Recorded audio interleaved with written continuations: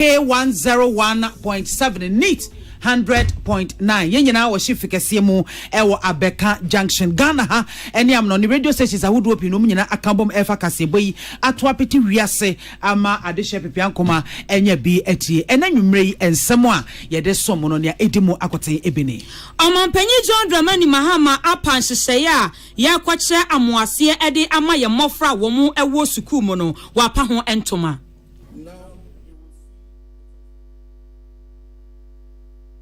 with confidence. They will come to class with dignity.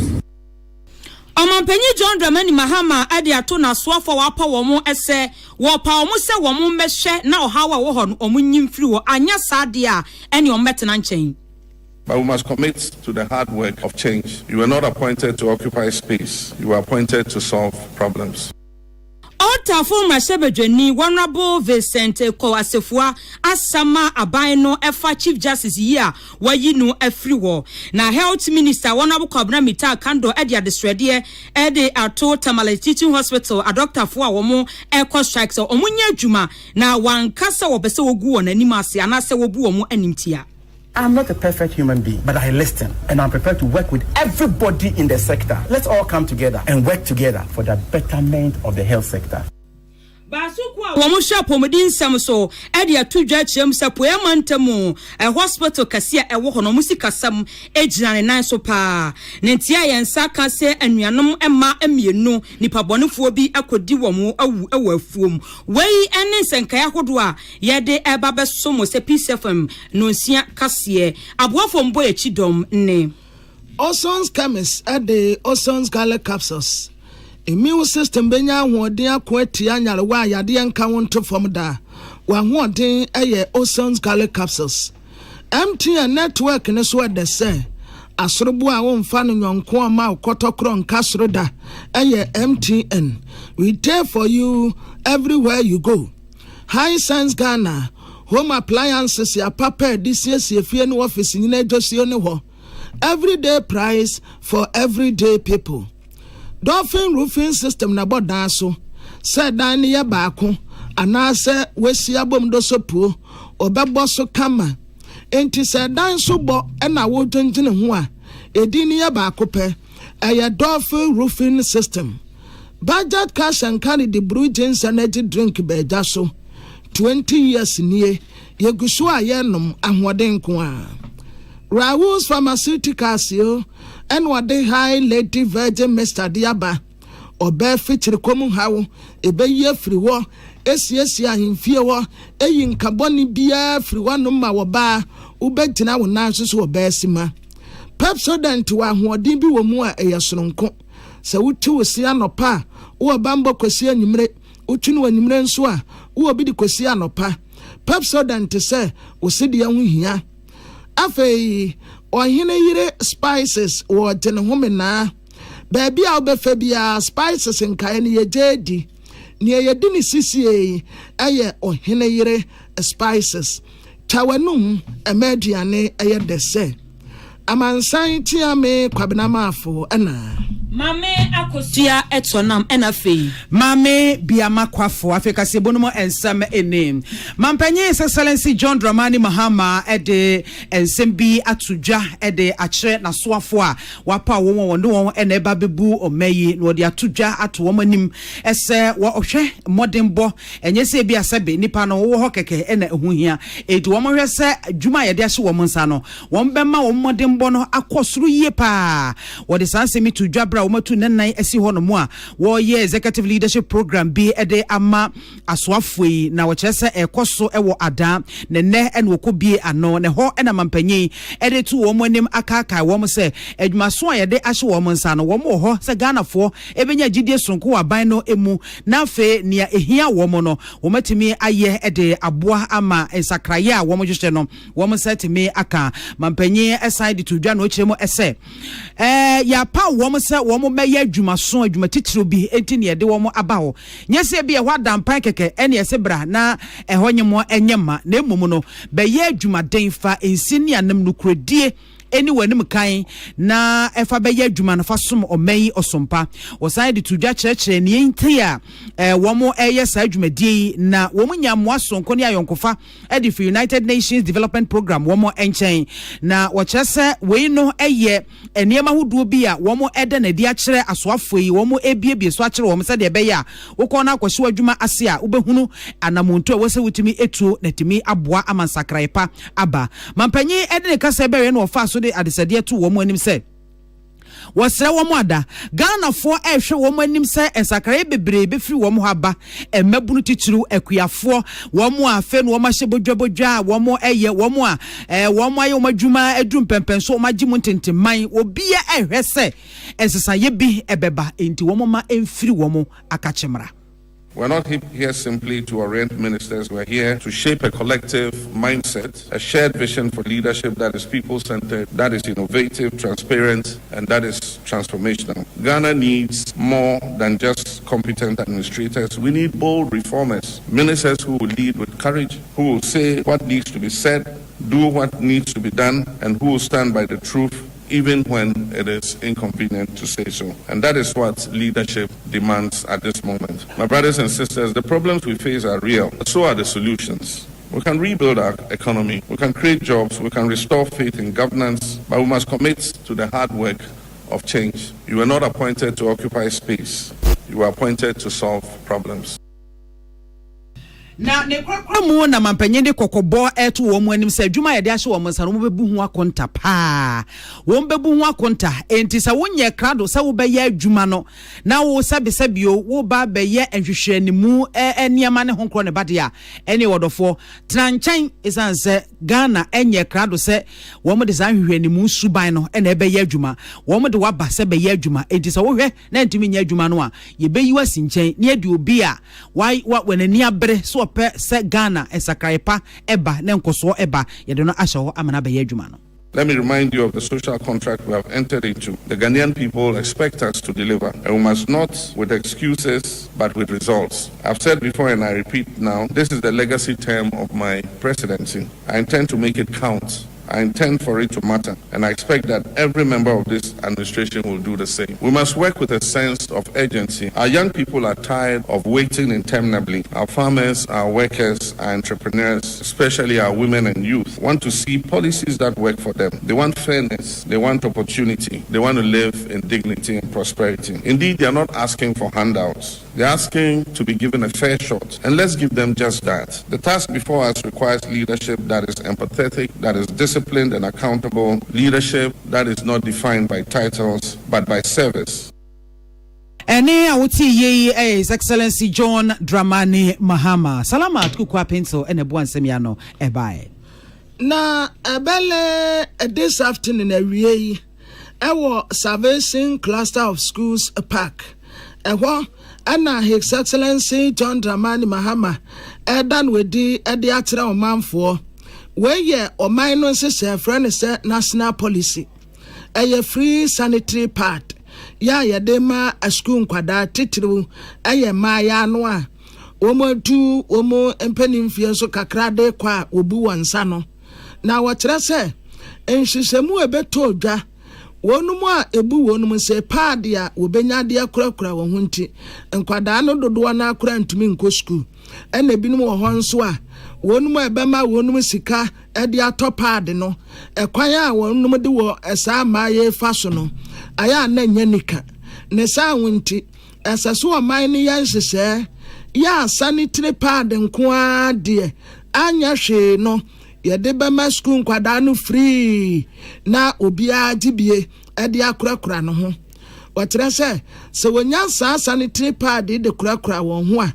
ɛma wɔn ho ne die ACP esita esanse kanisei eniama no wɔn de kurakura wɔn ho no na enya kura nti ene en wada sa dwumadie ye dia a national policy free sanitary pad. This is not a one-time gesture. This is a sustained policy commitment, and we will expand it with your support and your feedback. To our teachers, headmistresses and headmasters, you are on the front line of education. You see the tears of our girls.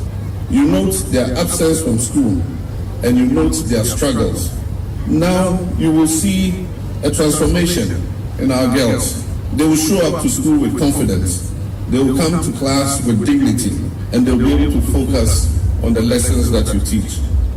This program is for you because avoidable challenges should not undermine the efforts that you make to bring up these children. To our development partners and civil society actors, I thank you for raising your voices. I thank you for standing with our girls. This program is proof that when we listen, when we collaborate, and when we act, we can bring about real change. His Excellency John Dramani Mahama on Yatesa Okase. Nidiatina Minister of Education, Honorable Haruna Idrisu, Edibi Tuasun Watese.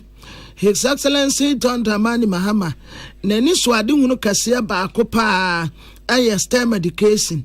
Nasa STEM education, no. Baby, woman is a pie mathematics, a quintabuo, and one we say no. Woman person and quadano be pa ban mathematics ya. Aside that, and so about science ya, a body and answer pensua. As a son quadani to me being one more pa. Then last but not the last, engineering. A ban engineering swa. As a son quadai to me being pa because baby we are see a pushy corner. As a son Ghana, yansu tutu ya namo kosebi. Nesa winti. Omo be STEM no simple. Edi free class 4. Edi akusi class 6.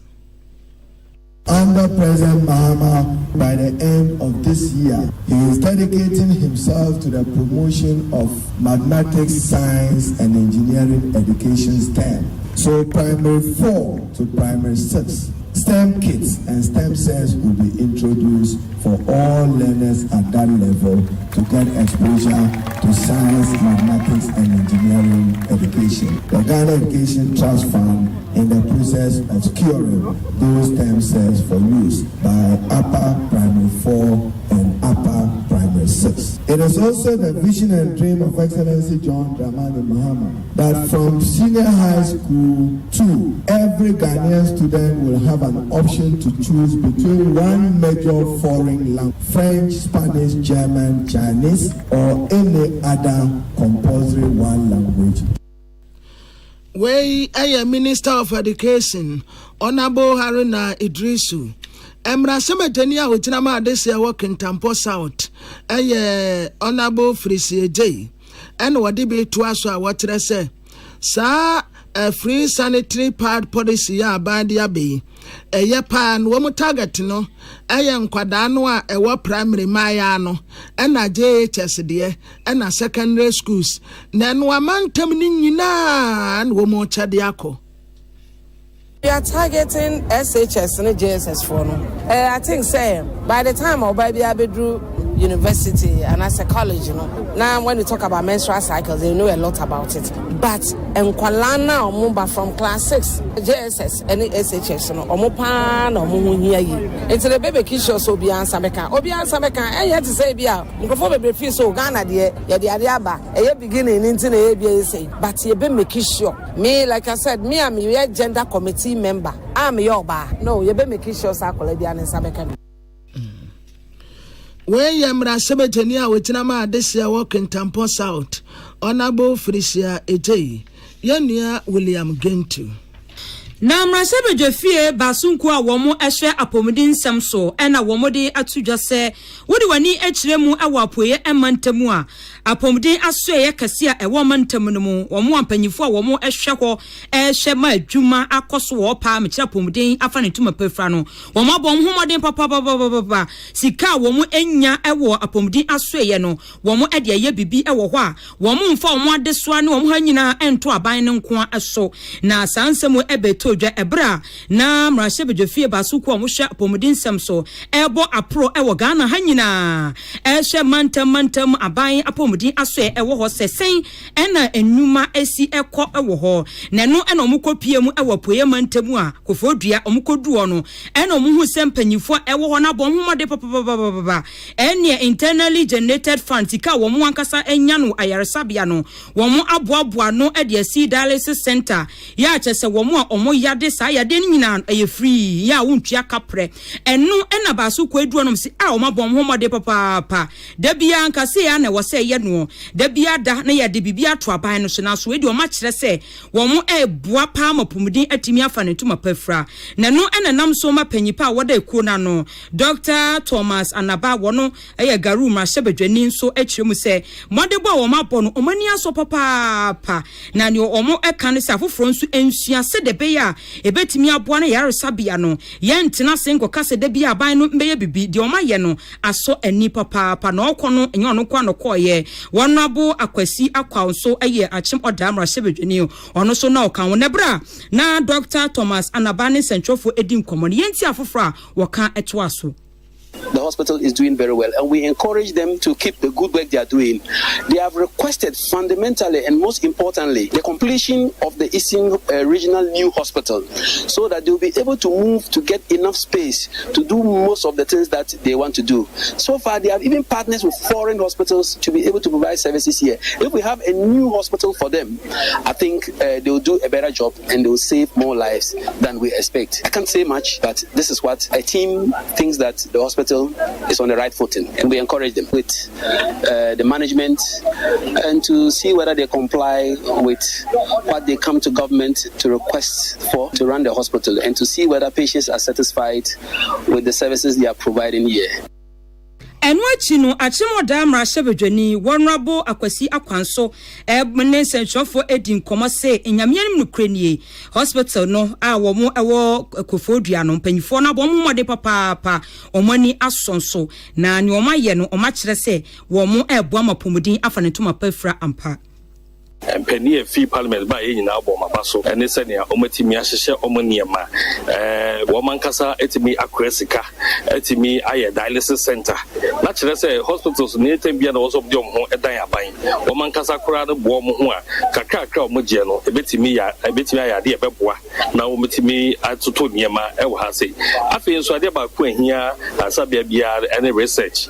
Yan Kof where I better me. The Hunusa Omo Ayasabia Omoya research. Na almost asasre senior heswa hospital the medical catcher say ye di fio ha nti we akwanim bebre omo ano mo sadeda da ho ana omakura ne kaba eti ba ko ya ban asase a wonye nwie ye wo srese ye nhwe ne nwie entem na omuntimi nko esase ho no so na omunya kwan fa nhwe ye manfo ye ba ye di aso Onipa yeti nken achimoda mra sebedwani wonrabo akwasi akwa yenua bema Emmanuel Akoli enebo asansem ya no ebesom yen sansra hwe ya Parliamentary Select Committee on Health womo ekoye wede womo ekopie mu ewo konfanoche ayaresabia enafe Kumasi South Hospital na sa ayaresabia mieni womo ekoho no womo hunu se ayade ahonidie ekoso ho yie pa na afi nso no niema eboa ema yarehwe etimi ekonkan ne nyina womo de atoto na kwemu enti bra peace kasebo yene honorable Alexander Kwasiakwa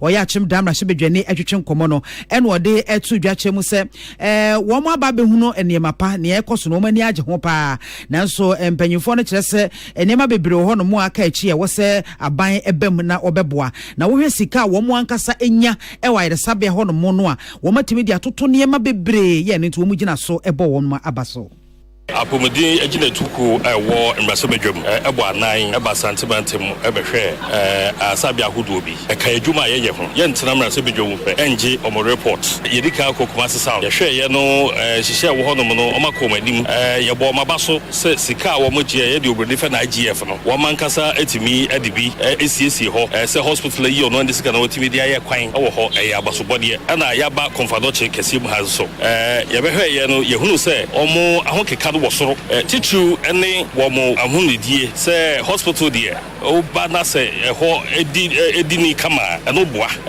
ye ne empanie di nkomo o ma kire ye ne ehia wo mo ye nso ye de yetumi e wo sem rase bedwafo e be tintim krata ye de ato aban nim ye wo se ye kasa bi ye be kasa ye wo se ye di akire nso ye be di akire health insurance ye bisa wo mo se akatua na bakama Achim dam na shebedwane Honorable Alexander Kwasi Akwa ena wote ne nka no ne krakra no ena Asante Mantam kwanchefo panyi a wono ne hwe apomuden adwumadie eso Dr. Fred Adomako Boateng wono ena Chief Executive Officer ya Oda Konfanochi Teaching Hospital ano Professor Ochre Adaimensa wo munyina echechemu se modern bone de wo muguso a wo mobo nenso enema ne akade pi wo hono mo a ewo se wo nsa eka se be ya wo mbetimi enya apomuden papa e de aso Omanfo.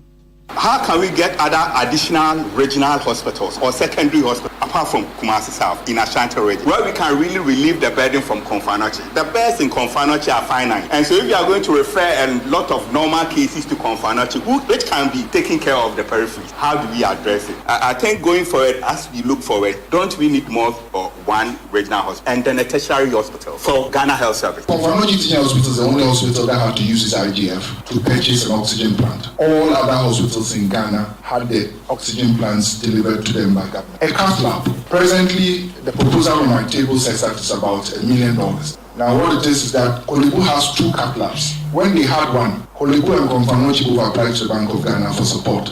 Kolebu had it, so they had 2. We Asante Mantam kwanchefo panyi a wo hwe apomuden adwumadie so Dr. Fred Adomako Boateng and Chief Executive Officer ya Oda Konfanochi Teaching Hospital ano Professor Ochre Adai Mensa eni ena oteye Samson Kwame Nyameche ena eboa nsemi ano bai na epuda na toso edionu mienu na Honorable Minister of Health Kwabena Minta Akan ekọ Tamale Teaching Hospital na asemi ya betoda yes obi ekwa ya sabia hono a esese ye de ventilator esini so na sa ventilator na ese ye de esini so no kura na nya adwuma enti ye nam so emani pakro toa na nanom wanse do na ebra wana bodu hono no ne bufu pa ya no wo kire se sabi papa so opa homa so enye nanum de ne yie mu a yankan wati a wo se agro no wede sabi Odisia nkwa ya sabia nkosere ne nkwada enka sa asem no a nani abra woka ho asem no enka sabio a doctor fo ne a nurse fo ne apomdi adwuma yefo yi enka wo mu bumfu ne saa na watasa some time ago wono ankase o na wonim da se bibi besi ema ya jenato nyinahini do state hospital se wan kwankwaje ayarehye enso ade ne kopie ho wose aduru baby no wote ne ho anje ene ya rase no ko nyinahin district hospital enti asemo a esi wo Tamale Teaching Hospital no ebetumi ato obi a enne nam so a ema ne nebre yesa no enti enne ebra won nsam tirafo kasa won kran ha ene wote so we respect doctor for pa nurse for apomdi adwuma yefo wonsi wonum fom but they see ya no enya asem wede se obi be kwa ya sabia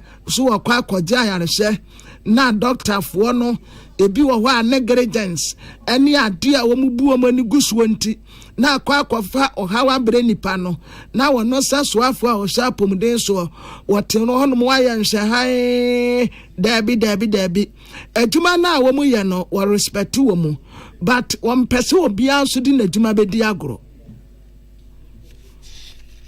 My doors are widely opened. I'm not a perfect human being, but I listen and I'm prepared to work with everybody in the sector. Let's all come together and work together for the betterment of the health sector. It can happen to everybody. It happened to me when I had an accident. The first place I was rushed to was Nyahini District Hospital. I never imagined that I would one day be at Nyahini District Hospital. But I was there. And so today, sitting at where I sit, I will contribute my quota to the development of this sector. I have absolutely no intention to disrespect any medical doctor or any health worker. That will be the last thing I will do. But indeed, let it be said that respect is also reciprocal. Yes, respect is reciprocal. wo de mami a me nso me de be ma wo na no ati na onabo kwabena minta aka no esre adwumayefo a Watermelon Teaching Hospital say wo ma da woroma say tua no a wo ma tua no me no kase emergency wo bia ni ho na wo PD wo nso wo bia ni ho entime fa nse nyame mpanwu ato yire ntam biasi anaso wo bia taahwe ni epeja ni hu de ni kodu aya sabia wono mu a obi ani wo bese no wonso a wanante afirifi a wo konso wonso obi ani wa wo bese eno wo katere wonum se sabia wuta otetere maria na nwe nambia won betumi atena se akasa ma asumji aba na se tua no a wo musi wo mu atia no de emfa kwam. To my wonderful medical doctors and health professionals at Sanitary Teaching Hospital is that I am the first person to take care of your interests. And therefore, let's call off the strike and let's all regroup and strategize going forward. There are some of the things we can easily do with our internally generated funds. Please, let's confront the issues as they are. It is just not sustainable for government to keep donating equipment to health facilities, and at the end of the day, when the equipment are obsolete, we run back to government for money to either maintain or to replace this equipment. Once at least, even if we are not charging the requisite fees, we generate something small out of these machines. What happens to the money? There must be a new direction. And we all group together and think through it. Maybe I'm looking at it from a different direction. We'll share ideas. Na wan fanso a woba be wie kura no na what say Minister of Health at the apomden eniama ye boa ma ayareshe ekoso wo mu de ekọ na Sanitary Teaching Hospital say ubenya ne chefa na enya honko I think it's about 35 different items you and wo mu de ekọ ICU ventilators ibika ho medicines indro topa yenom ne paranom ne sendro akeka ka ho nyina wo mu de bibekọ and equipment ya ebetumi abo mu dwumedi nyina wo mu de bi Sanitary Teaching Hospital. As has already been indicated, I have some equipment, some consumables, and some medicines to be donated to Sanitary Teaching Hospital. I have with me some members of the management of Sanitary Teaching Hospital. And as you can see, we have the EEG as part of the donation, nebulizer set, we have the futile heart detector, we have the ECG machine, we have the ICU ventilator, we have the ICU, that's a drugger ventilator, we have the drugger ICU cardiac monitors, we have the anesthesia machines, and we have infant incubators. There are about 35 items that we are going to donate today. The ten kase honorable Kwabena Akan no onna ya so afo a wo hye apomuden so ye nua Clinton akwasi amoako Sabajani Honorable Vincent Eko Asefua ana wade sama ensama kopiem awo Supreme Court ni nyina ene se wase openchiremu ede efa Chief Justice ya yeyi no asinchen se yeye ni nsemu ahwehwemu na wade sama kopiemu awo Supreme Court se wo penchiremu pa na wahye ewosane se ekwan ya wo mampanyi John Dramani Mahama efa so eyi Chief Justice Getru Tokono ede to nchen no wonte ase na ne nyina ene se wose wonu de wosusu se ekwan ya wo fa so eyi no wone omo enya adwen kura na wo pese wo mo enya mmra no mo enchiremu anasa wo mo ntie de mmra no eka ede fa ho na anu ada se wonu de wosusu se ekwan ya wo fa so eyi no wone omo enya adwen kura na wo pese wo mo enya mmra no mo enchiremu anasa wo mo ntie